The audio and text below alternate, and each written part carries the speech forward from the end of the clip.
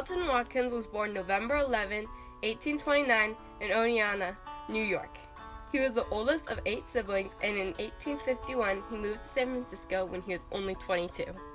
His first photos were mainly of Berkeley, San Jose, and Mariposa. Most of these photos were used in court for land claim disagreements between miners. During this time, nearly all of his photographs related to mining. By the late 1860s, he had become an official landscape artist. Soon, Carleton Watkins had more pictures of or near Yosemite than he had in San Francisco, where he lived for 40 years.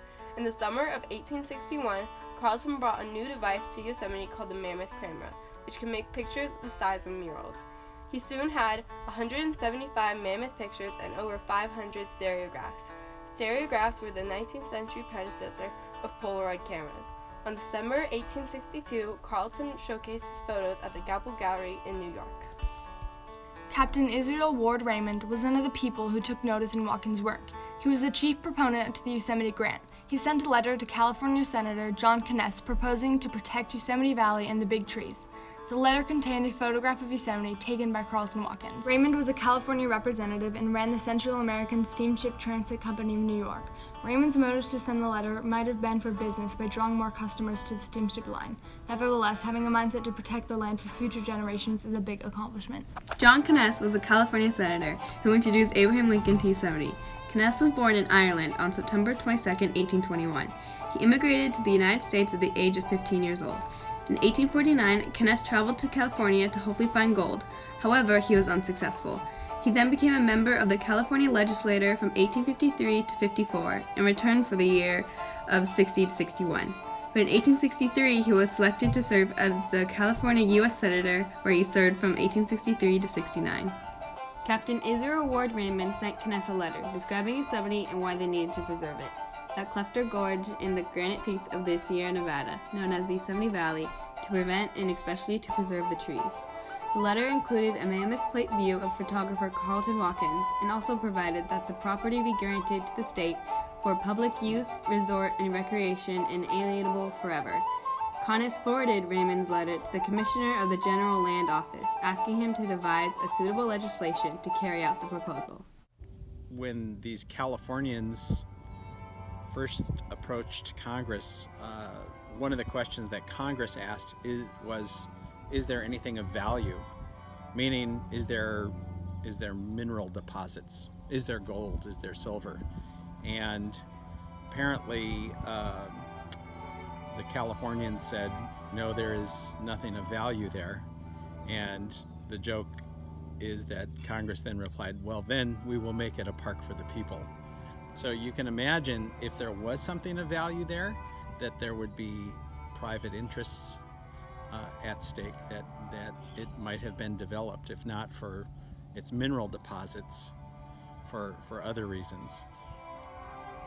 So the fact that there was nothing of value there has actually probably saved and helped create Yosemite as a national park. The Senate Committee on Public Lands reported favorably on the measure on May 17, 1864. Kness requested for its immediate consideration and was approved. The bill passed the Senate with little discussion and went to the House Committee on June 2, 1864, passing the House on June 29. Abraham Lincoln signed the law himself on June 30th. The act specified that Yosemite Grant be managed by a board of 9 commissioners, serving without compensation, who would be appointed by and include the governor of California. In the letter that Captain Raymond sent to John Kness, Raymond furnished much of the language that was later used in the actual legislation. The sole objective of the bill, Kness said, was the preservation of Yosemite Valley and the Big Tree Grove for the benefit of mankind.